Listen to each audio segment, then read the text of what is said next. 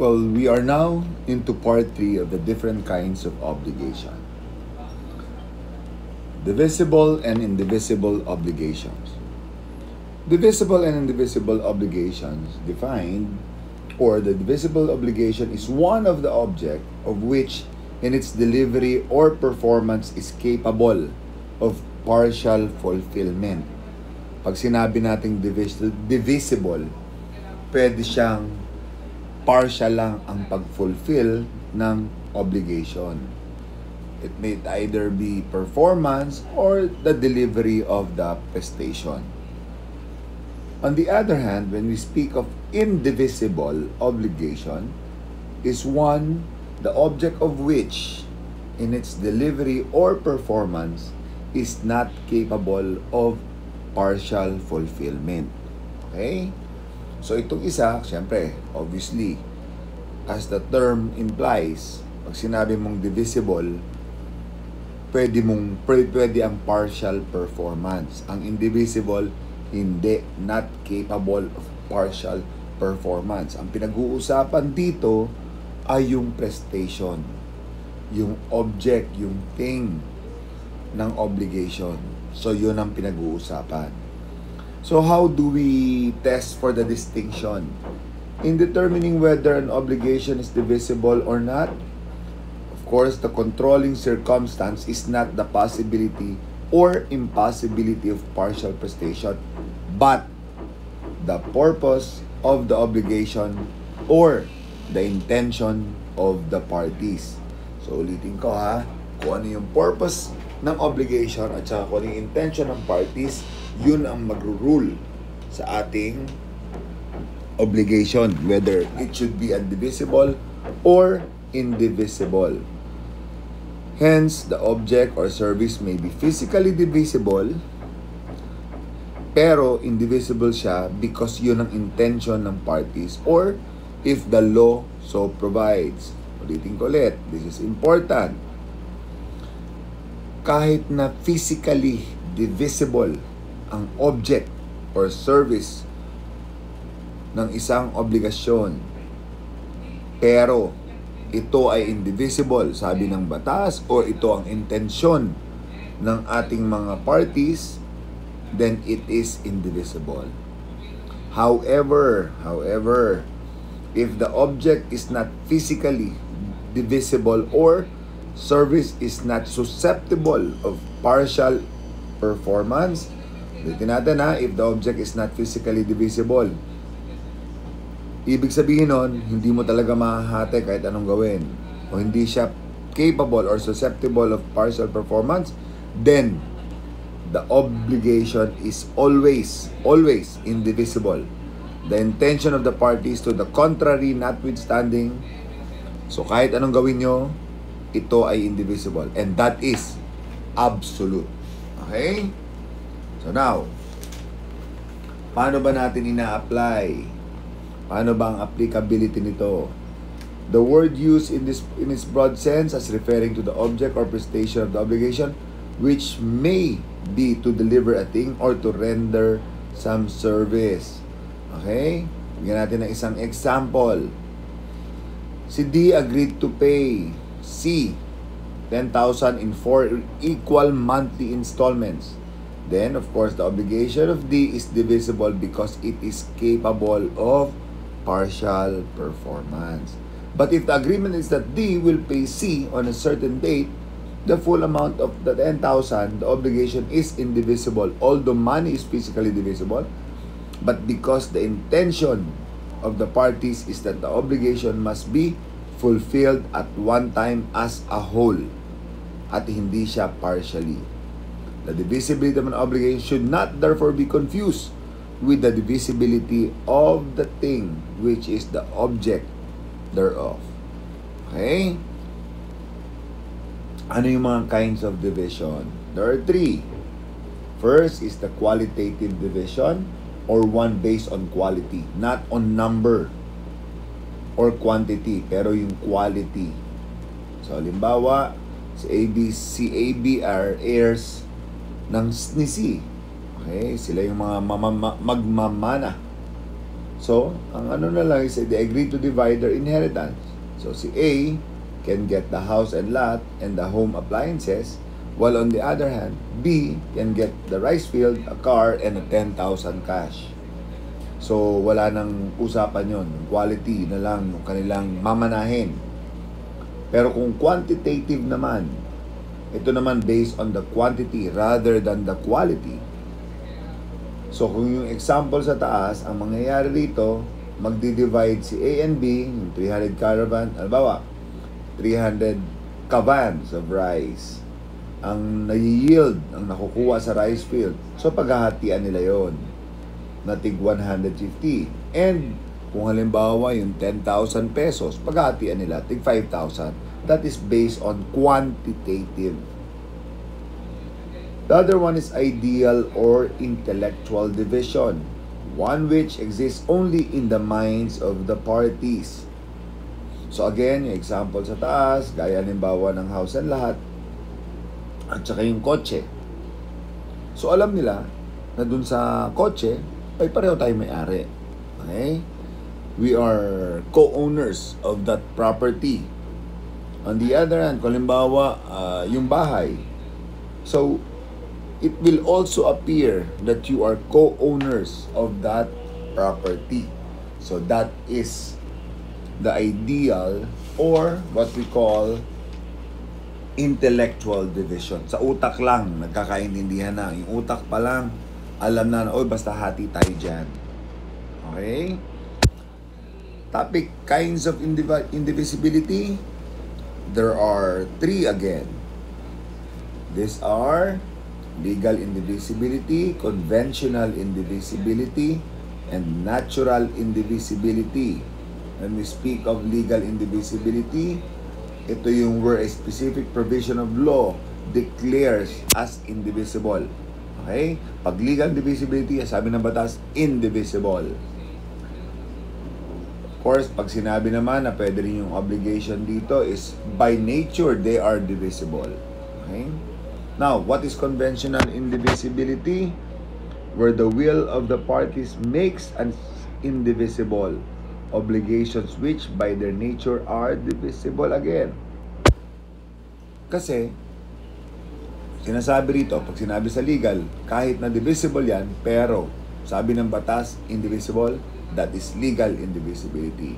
On the other hand, conventional indivisibility, kahit na ito ay divisible, pero sa intention ng parties involved, ng creditor and debtor, it is indivisible, then it is conventional indivisibility. And lastly, the natural indivisibility, where the nature of the object or prestation does not admit of division. Ibig sabihin, sa nature na lang ng object, it is already indivisible, thus making it a natural indivisibility. When we speak of obligation, kailan ba natin matatawag ng isang obligasyon ay deemed indivisible? Okay? Obligations are deemed indivisible when determining the divisibility or indivisibility of an obligation. The purpose of the obligation is the controlling circumstance. Okay? Again, controlling circumstance. Uulit-ulitin lang natin. Ibig sabihin, kung ano ang napagkasunduan, kung ano ang sabi ng batas, at higit sa lahat, kung ito ay by nature indivisible. Then the rule applies not only on obligations to give, but also to those of doing or not doing. So, hindi lang pwede doon sa mga things, kundi pati doon sa performance or doing or not doing. Divisible and indivisible obligations are not to be confused with divisible and indivisible contracts. Pag-aaralan natin yon. Okay? Example, obligations to give indefinite things. Bigay tayo ng example. To give a particular electric fan, to deliver a specific house. Here, the obligation is indivisible because the nature of the subject matter. Ano pa? Number 2, obligations which are not susceptible of partial performance. To sing a song, to dance hip-hop. Here, the obligation is indivisible by reason of its purpose, which requires the performance of all the parts. Is the obligation still invisible if there are more than one participant? The obligation becomes divisible as far as the participants are concerned because it is capable of partial performance. Nakuha nyo? Kung halimbawa isa lang, no choice ka, ikaw kumanta, ikaw ang sumayaw.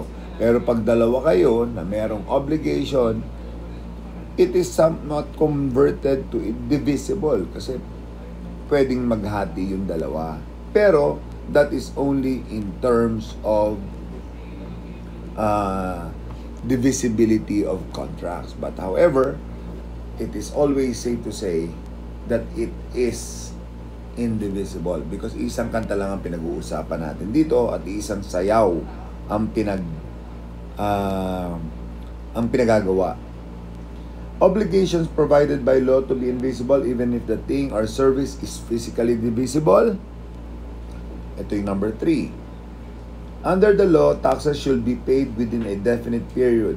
Although money is physically divisible, the amount of tax payable must be delivered in toto or buo, but not partially. Kahit nasabihin natin na divisible ang pera, pero kailangan siya i-deliver ng buo because that's the law.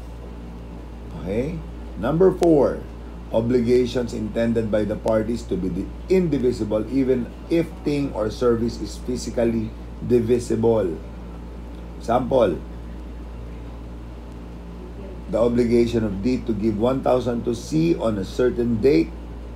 Money is physically divisible, but the clear intention here is for the debtor to deliver 1,000 at one time and as a whole. Okay? Kasi clear naman, wala naman sa sinabi na pwede mong bayaran installment. Ang sabi, bayaran mo on this certain date ng buong 1,000. Suppose there are two debtors, D and E. Is the obligation still indivisible? Ngayon, kaya nga na sinabi natin dun sa isa, yung sumasayaw, the obligation becomes divisible as far as D and E are concerned. Because the delivery of 1,000 can be done in parts, 500 kay D, 500 kay E. However, as far as C is concerned, the obligation remains indivisible because its performance cannot be done in parts. Clear?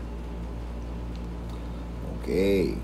So now, ano naman yung obligations that are deemed divisible? Number 1, obligations which have for their object the execution of certain number of days of work. Obligations which have for their object the execution of a certain number of days of work. That's number 1. Example, the obligation of D to paint the house of C. The painting to be finished in 10 days. Okay? So, the obligation need not be fulfilled one time. So, divisible siya. Kasi very clear naman dun sa kanilang agreement or sa obligation that the painting should be done in 10 days. So, pwedeng sa una muna, bubong muna pipinturahan. Sa first day hanggang second day. Susunod ng third and fourth, yung kitchen, sala. 5 and 6 day, mga kwarto. 7 and 8 days, sala. And outside na. Diba? So, yung 9 and 10 days, o kung ano man yung mga papatsi-patsihan na at kung ano pa, and that is an obligation deemed divisible. Ano pa? Number 2, obligations which have for their object the accomplishment of work by metrical units.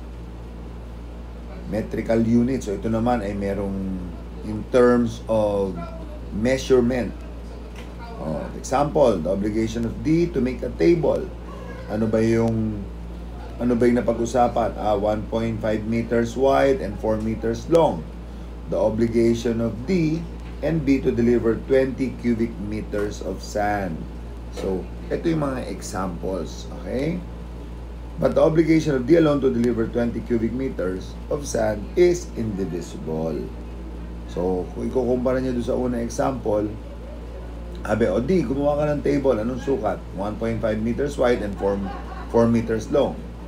Oh, that's obligation divisible. O isa pa, the obligation of D to deliver 20 cubic meters of sand. So, dalawa sila. So, the obligation is divisible. Pero pag ang obligation mo si D alone lang ang magdi-deliver ng 20 cubic meters of sand, then it is indivisible. Okay? O number 3, obligation which by their nature are susceptible of partial performance. The obligation of D to teach obligation of contracts for 1 year in the university. Yan ang mga tinatawag natin na incapable, susceptible of partial performance. Kasi, syempre, yung pagtuturo mo ng obligation contracts, hindi naman isahan lang. Pwedeng for 1 year. Okay? Sa Mary the Queen. Pwede ring the obligation of E to render 3 song numbers in a program. So that is also divisible. Kasi the fact na 3 kanta, hindi naman pwedeng, di ba? Pagkatapos isang kanta, another song. Pero hindi ibig sabihin nun, sunod-sunod. Okay? Not unless medley. Siyempre, joke lang yan. Okay? Next. Ang divisibility ba or indivisibility na obligation ay available ba to sa not to do? Diba? Remember, obligation is a juridical necessity to give, to do, or not to do. Pwede ba yun? In negative obligation not to do, the character of the prestation in each particular case shall determine their divisibility or indivisibility. Okay? Bigyan natin example kung ito ay indivisible. A obliged himself not to sell cigarettes in his store for 1 year. Here, the obligation shall be fulfilled continuously during a certain period. So, it is indivisible. So, pwede ang negative obligation or yung obligation not to do na indivisible o divisible. Pwede ba? Okay, tingnan natin. I'll give an example. If the obligation of A is not to sell cigarette in stores during Saturdays and Sundays, the obligation is divisible because the forbearance is not continuous. Okay, as compared to indivisible, continuous. Ang divisible, not continuous. Okay? And that is divisible and indivisible obligation. Now we move to the last kind of obligation. That is obligation with a penal clause. Ano bang meaning ng principal and accessory obligation?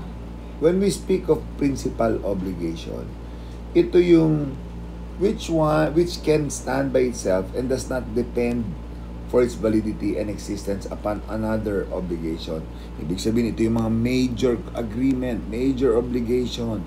Hindi kailangan ng ibang kontrata to stand on its own. Okay? Halimbawa, contract of sale. Contract to sell and contract of sale. That is already, technically speaking, a principal obligation. As compared with accessory, ang accessory, ito yung naka-attach sa principal obligation. Therefore, it cannot stand alone. So, kung halimbawa, yung kadalasan kasing ginagamit is yung may penal clause. Usually, ang principal obligation is I will pay B 10,000 pesos I will pay B 10,000 pesos on December 15.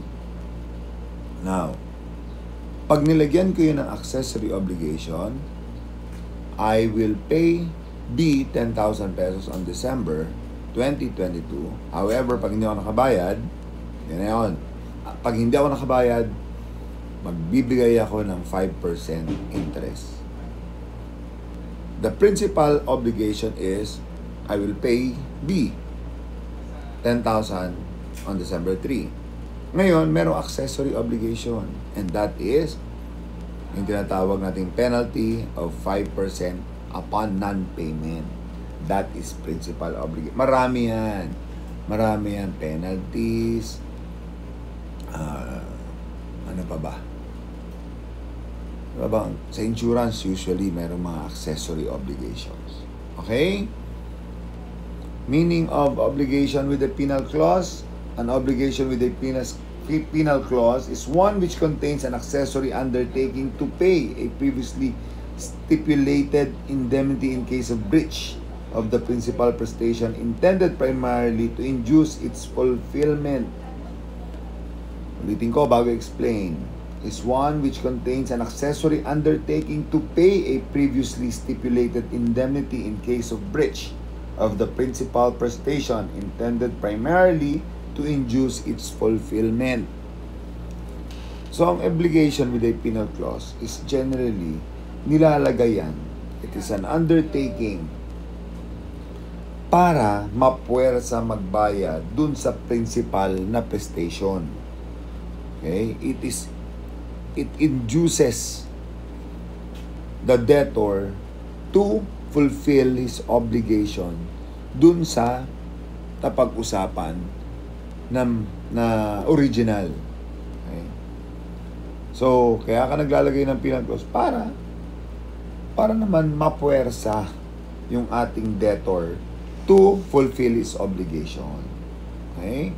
And what is a penal clause? A penal clause is an accessory undertaking attached to an obligation to assume greater liability in case of breach.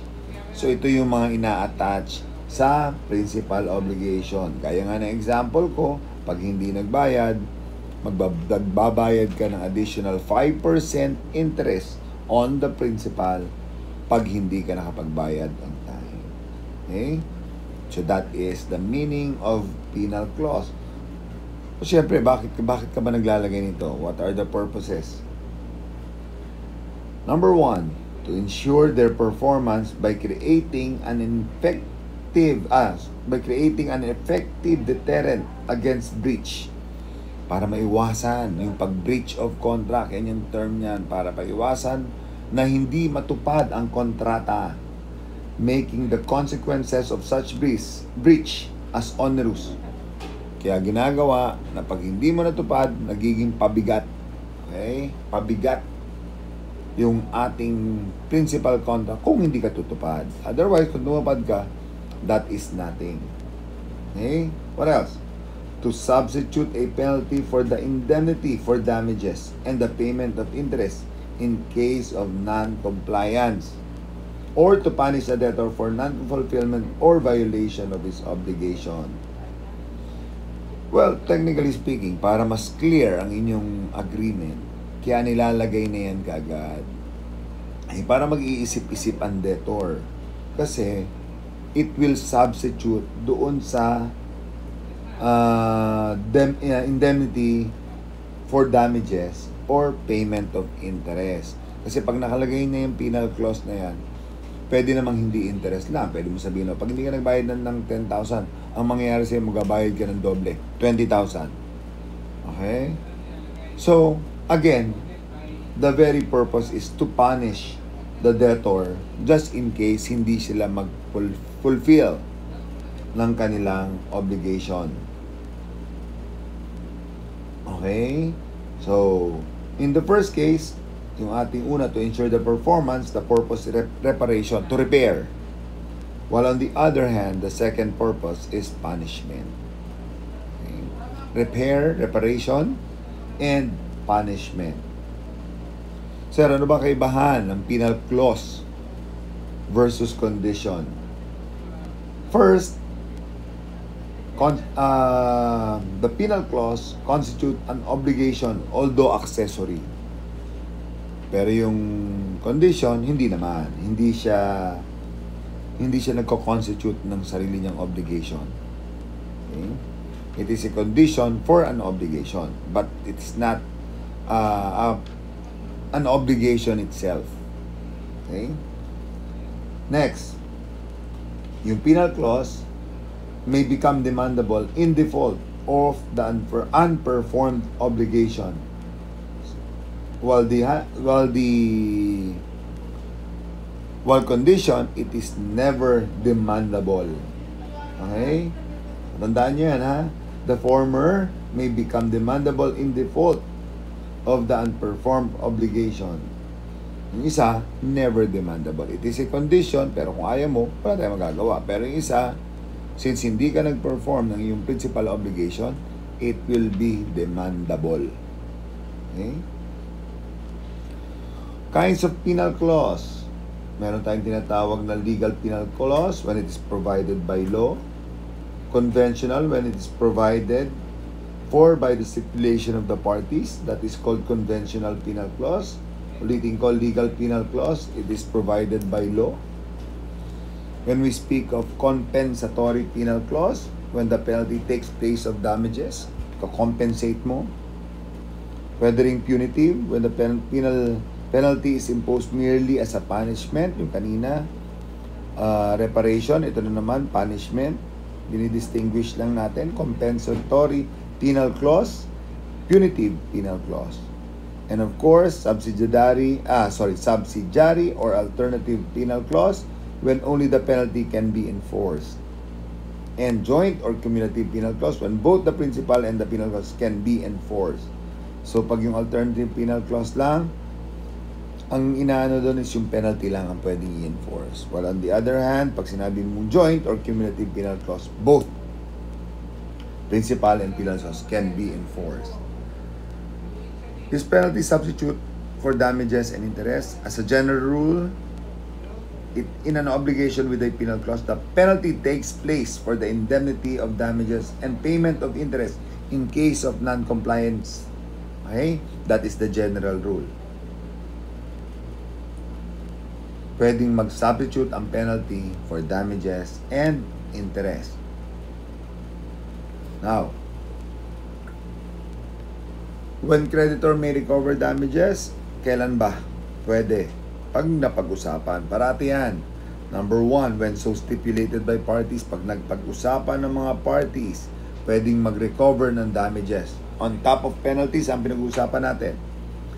When the obliger refuses to pay the penalty, in which case the creditor may recover legal interest thereon. So, pwede pa. Kung hindi siya, nagre-refuse siya ng magbayad ng penalty, the creditor on top of everything may recover legal interest.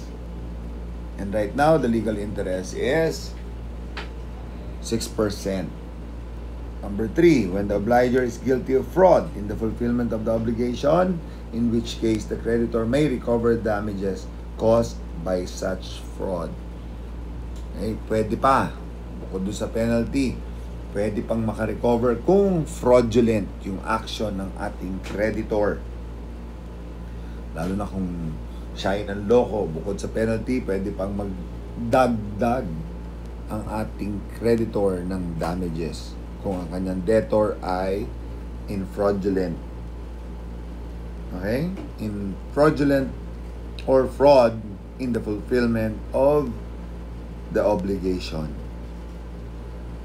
So, kailan mo naman pwedeng i-enforce ang ating penalty? The penalty may be enforced only when it is demandable.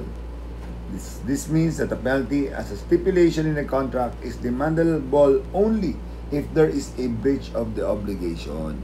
Tatandaan niyo yun, class.